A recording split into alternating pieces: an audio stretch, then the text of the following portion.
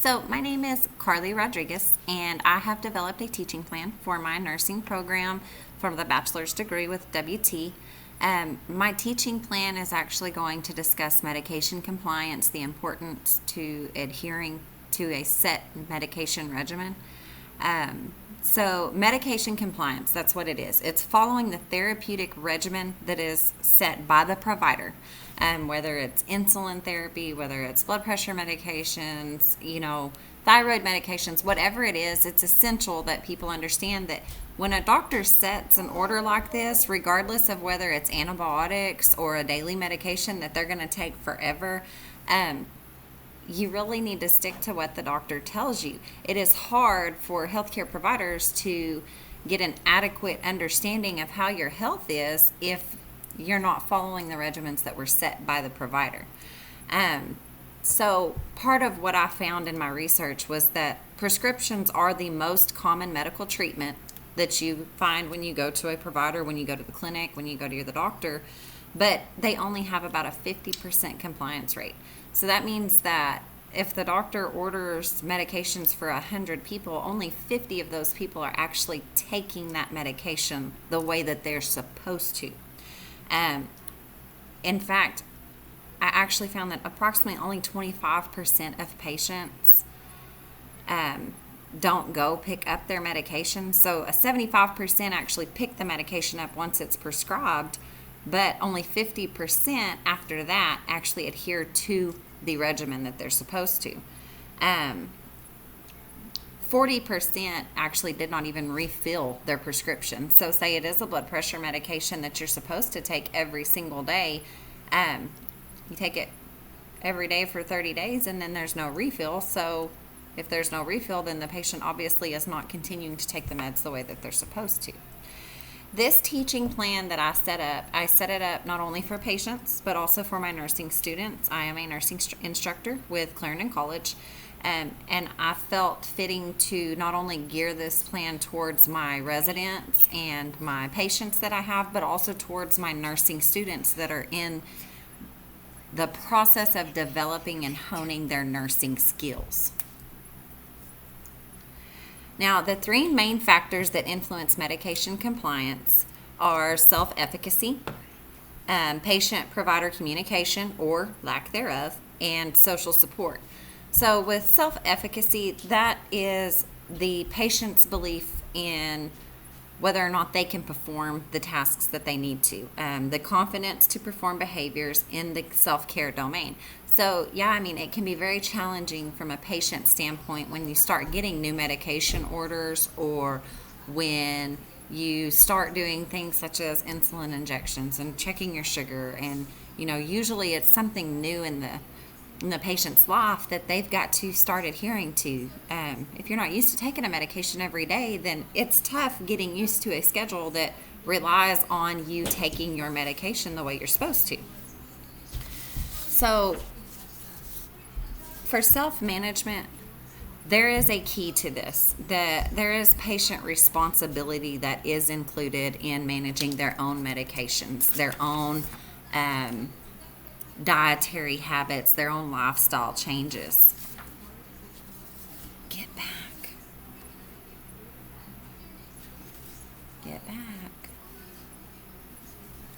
So what I found in my research was that over the past several decades, there has been an increased emphasis that has been placed on self-management of chronic health conditions, thereby increasing the patient and family responsibility for the coordination and implementation of many aspects of disease management. This means that as healthcare providers, we can know all this information about a medication and how you're supposed to take it, but what the patient takes home from that is what really matters. I can tell you what lifestyle changes you can implement, what kind of diet would be better for your health, but whether or not you decide to do it is up to you. I can push it and push it and push it, but that may not be enough until it's the patient's responsibility or the family of the patient to take the reins on their health. So now that we have this increased emphasis on patient and family responsibility, the biggest part of that is our nursing education. for the patients. So we're going to provide this patient education. Communication comes in as a key point in this. You've got to have some line of communication with your patients, with your caregivers, that's open and honest and able to help and willing to support and empower this patient to take the reins for their own health. So the research suggested that the success of patient-centeredness and patient empowerment appears to depend on how well the caregiver and patient can communicate with each other. Showing that you have that time and that you care about that patient can make all the difference in the world when it comes to patient education. Another thing that I've kind of found is that if you not only allow this time for this patient, but show, hey, if you have more questions, feel free to call the office. Feel free to contact us. Don't turn to Google, which may be misleading. Come to the professionals. We're here to help. We're here to support you in this lifestyle change that you're having to make. So establishing that patient rapport is extremely important when it comes to patient education. But that also falls on the patient. Getting that rapport with your medical provider, with your nurse, whoever it is. Tell them your fears. Tell them your challenges. That way we can help. This leads into the next part of the discussion, which is education. Okay? Education for my nursing students. I teach them, you need to know about medications before you go and try to teach your patient about them. But also I found that you cannot just go into a patient's hospital room when they've just been diagnosed with something and try to start teaching them right then. The timing is not right. They're dealing with a lifestyle change, something that has happened to them, whether it's a new diagnosis or an exacerbation of an old diagnosis. They need that right timing before they can start taking in information. Another part of timing is the environment. A lot of times in the hospital, we're not able to fully educate our patients because we're constantly in and out. The nurses are busy, and the patient's got so many other things that are going on, like who's taking care of my dogs, who's making sure my kids get to school. So sometimes getting that environment away from the hospital, going to the patient's home, allowing the patient to come for follow-up visits at a clinic or something like that that is just specifically for patient education is better than just trying to go in right in the middle of a crisis and start telling them, hey, this is how we're going to do things and this is what you need to do. The third part of education is allowing time for questions. Especially with insulin injections, we talk about it and then we show them how we do it. You let them have a needle and a syringe and a vial and mess with it and get that feel down for it until they're comfortable. And then you start letting them return demonstrate, which means, okay, I gave you the injection this morning at breakfast. Now let's see you do the injection for lunch. And that way, when something like that comes up, they can say, okay, so, you do it this way. Do I have to do it that way, or can I do it, this way that's more comfortable for me? Allowing time for those questions is going to enhance the education on the patient's end. In fact, sometimes I find that patients ask me questions and I'm like, you know what? That's a really good question and I don't know the answer, so let me go look it up. So in order to address self-efficacy, we want to provide verbal education.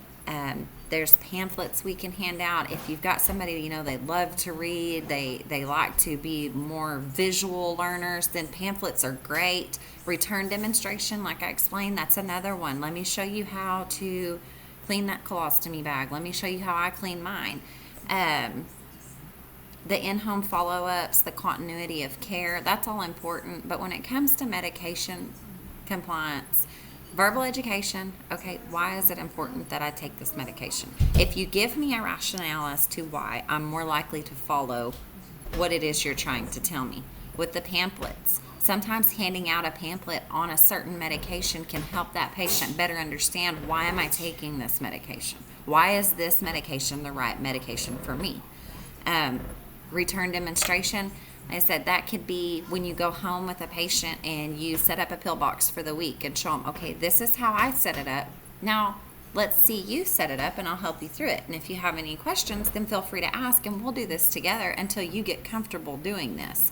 This can be done in the clinic. This can be done at home. This can be done in the hospital. All of this can be done in any setting, but we also want to provide that chance to do it, okay, at home. Once you get home, you're on your own. Feel free to call me. If you need nurses to come and check you out, home health is always available for things like that. They're great to come in and kind of continue that education that you've had from the hospital. So when it comes to the patient-provider communication, I always tell my patients, make sure that you ask lots of questions. Anything that you have, go ahead and ask. If you think of it later, just write it down. I'm so sorry. Jocelyn, go answer the door, babe. Tell them they'll be right back. Go answer the door. Super sorry about that. Okay, so always asking questions. If you think of a question later on, write it down. Bring it to your next appointment or call to the clinic whenever you get a chance so that you can get the answers to the questions that you have. Applying the education. The patient may find something more interesting that they would like to discuss with the provider. The provider and the nurses should always be available to discuss any new topics that might come up. And when a nurse finds new education, it's always cool. Like, hey, I found this app on a phone when I was creating my teaching plan that's on iPhones, and it allows you to set up your medications, your diagnoses, anything that emergency responders might need, especially for somebody that has diabetes or seizures or whatnot. This app was really cool, and so now that I've found it, I'm trying to incorporate that into my patient teaching from now on. Look for apps on your phone. You know, it's so cool. You can set up alarms on your phone that tell you when to take your medications. You can use the snooze button until you're home to where you can take those medications. So just in the process of gearing up my teaching plan, I've come across new information that can help my future patients whenever I'm providing education. So the nurse's responsibilities is part of the patient-provider communication. Nurses should always encourage patients to write down any questions, ask any questions, and allow the patient to ask questions. This, especially when a patient comes to an appointment with a question list already made, that feels better for me because I can better utilize my time that I have with that patient to speak specifically and individually to their concerns and their needs.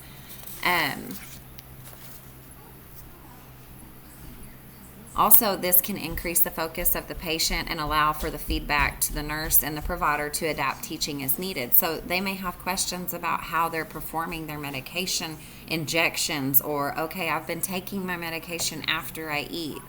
Okay, well, maybe that needs to be adjusted to taking a medication prior to eating a meal. But that's what's great about bringing those questions with them, is it usually helps us adapt our teaching to an individual level. Another thing is being properly educated prior to educating. That is something I mentioned. There is nothing worse than having someone come in to answer your questions that has no idea what they're talking about. If you don't know, be honest and tell the patient, hey, I don't know, but let me go find out. So if there's any medications that are new or unfamiliar, then there should be some kind of research being performed to familiarize yourself with this medication prior to going in and speaking to this patient. And another thing that I like to instruct my students with is provide evidence-based research with a rationale. It's always better that, okay, well, how come I'm not taking this medication anymore? Well, it's because this new medication that has come out is geared more to protect your kidneys as well as your blood pressure, and not just to deal with your blood pressure. Mama's doing a video. So then we go into the social support aspect of the teaching plan. And so we need to identify whether there is a family support system in place or not. Because whenever this comes up, your patient teaching, you're only going to need to teach to your patient. You can have more one-on-one time with the nursing staff. Thank you. Mama's doing a video. Okay, thank you. And you can have more one-on-one time with the nursing staff and the patient at the same time. Now, if you come into issue where the patient's not necessarily that capable of being super compliant with their medications, or sometimes the elderly, they can't even read the labels on the bottles, and so it's really hard for them. Then we do the patient and family teaching. We want to involve the family members in medication compliance and lifestyle changes. Let them know, hey, it's best to take this medication before bedtime, because it can make them drowsy, or you want to try to give this medication with a meal because it can cause an upset stomach. So involving the family in the teaching as well is not going to hurt anybody. It's going to better benefit your patient, and that's what we're here for. Plus, you've got family members that may say, well, he doesn't like this, or they're more of a personal advocate for this patient, and so it allows you to get a more in-depth I can't think of the word that I'm looking for, but more in depth of their family, their lifestyle, their environment at home, to where you can give them adaptations and different techniques that they can use to better benefit your patient. Another thing with your social support is local support services. Around here in my area, home health, it's like the number one social support service that we have available.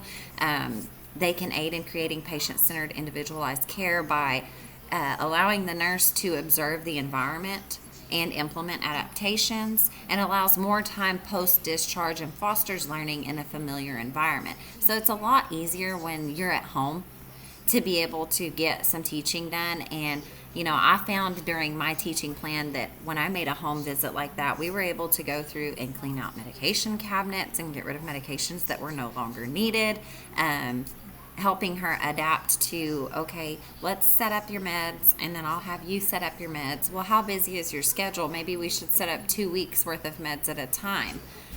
Maybe we should keep a backup set of meds available so that in case you're on the road, you've got a little pill container with you at all times. So another thing we can do without actually going into the house is follow-up care phone calls. This provides a basis for evaluation of the teaching that we have performed, which can lead to follow-up visits if needed. It's not hard to reach out and make a phone call. Hey, how are you doing at home? How are you managing your meds? How about your medications? Are you able to set them up on your own still? Are you having any problems doing your injections or keeping up with anything? Let me help you find a new schedule, a new way to utilize the schedule that we have to better benefit you. It also allows patients to ask newly acquired questions that were not addressed during an appointment. These are things that, like I said, once you get home on your own, you're going to come across things where you're thinking, oh my gosh, you know what, I should have asked that while I was at the clinic. These follow-up visits and follow-up phone calls are perfect timing for you to be able to ask these kinds of questions. It also creates an environment that fosters compliance by providing continuous education and self-management. So we want to keep that follow-up. A lot of times your chronic conditions only require a follow-up every 3 months with your provider. Well, a lot can happen in 3 months that you would have questions about or you're not so sure of, that you can definitely have answered by calling a nurse, calling the clinic, calling the provider, asking those questions. We would rather see you ask more questions and be on top of your health than not ask and come back and we find out that, oh my gosh, we've been doing something wrong this whole time. So we'll be at the ball field if you're doing your video. Okay. What it all boils down to is, as a nurse, as a nursing student, as a patient, we are trying to promote the self-efficacy part of medication compliance. It is your responsibility to take your medications every day. It is your well-being that's going to be inhibited should you not. We want to make you be comfortable and knowledgeable in what you're doing for yourself, for your body. Nobody should have to be scared. Oh my gosh, I'm taking this new medication. I don't know what side effects. No, we should have you comfortable and knowledgeable about what you're doing to where you are able to promote your well-being for yourself. And another thing that we're trying to do is we want to encourage positive patient-provider communication. If it feels like your doctor is just too busy to answer your questions, stop a nurse. Ask your nurse those questions. Bring a list with you to your doctor's appointments. Try to take your health under the reins and say, look, this is the questions I have. These are the answers that I need. And for nurses, you need to be asking at every single appointment, hey, is there any questions that you have? Anything that you're not feeling comfortable about? Is there anything I can do to help you better understand why you're taking these medications or what time you need to be taking them in order to keep you more compliant with your medications? And we also want to address any support systems and provide support to encourage the self-efficacy and communication to increase patient involvement and adherence to a therapeutic regimen prescribed by the provider. So, all in all, we want you to talk to us. We need to be available to talk to you. Any questions you have, write them down. Any questions that nurses have, look them up, guys. The only way that you can take your health into your hands is if you truly sit there and think about, okay, I've got to take this medication, but why? Well, as a nurse, you need to think, my patient needs to take this medication. Why is it important that they take that medication? Another thing that we need to be thinking all the time is, am I clearly communicating to my patient? Have we addressed at least the basics before sending them home on this new medication? I promise that in allowing time for all of this to take place, you are going to see better compliance because people care about their health. They really do. It's just hard to go to someone when you don't feel comfortable asking questions. Nurses need to understand that you need to make your patient feel comfortable with the fact that you're not a healthcare provider, you're not a nurse. Maybe you are, but that means nothing. It's still okay to ask questions to somebody that is available to you for that purpose. So I hope you guys have enjoyed my video. I really tried to address all of the topics that I put in my teaching outline. The biggest thing that I really got from my teaching outline and from my teaching plan in this course was that being open in your communication with your patients is a huge, huge factor in whether or not they're going to trust what you tell them. Patients are always scared to ask, or they can be ashamed to ask, embarrassed to ask that they don't know the answers to something that you will think is, hey, oh no, that's no problem, I'll answer it. But the thing is, we as providers also need to be open with them. When my patient came to me and said, well, Carly, I just really don't understand why he's switching me to this medication. And I was like, I don't either. Let me do some research on it, because that right there, it didn't discourage her. It didn't make her not trust me. It just showed her that, hey, I don't have all the answers either.